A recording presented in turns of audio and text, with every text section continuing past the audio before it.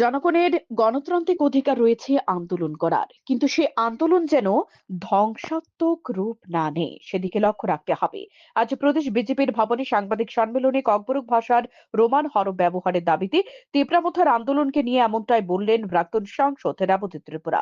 সাথে তিনি যোগ করেন, আন্দোলনের নাম করে জরুরি পরিষেবার সাথে যুক্ত যানবাহন আটক করা অত্যন্ত দুঃখজনক। এটা একদম উচিত হয়নি।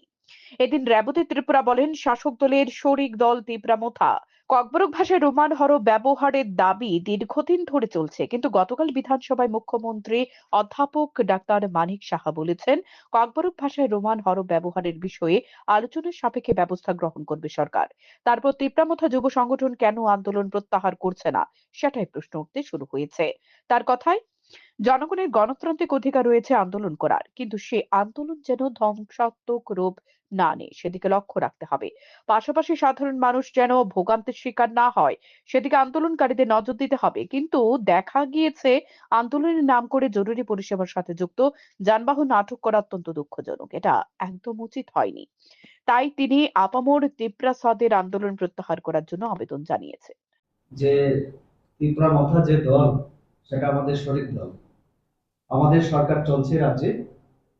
আহ আরেকটা প্রশ্নে আপনারা উল্লেখ করেছেন যে অ্যাম্বুলেন্স আটকে দিচ্ছে এবং আগামী সোমবার থেকে আরো বৃহত্তর আন্দোলনের প্রস্তুতি ওনারা নিচ্ছেন।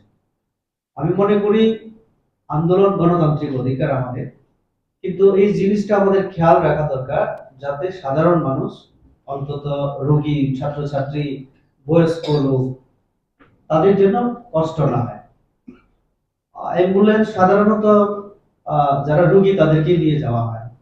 আমরা সাধারণত যেটা দেখি, অ্যাম্বুলেন্স পরিষেবা এটা ধর্মঘট, স্ট্রাইকের আওতার বাইরে রাখা হয়।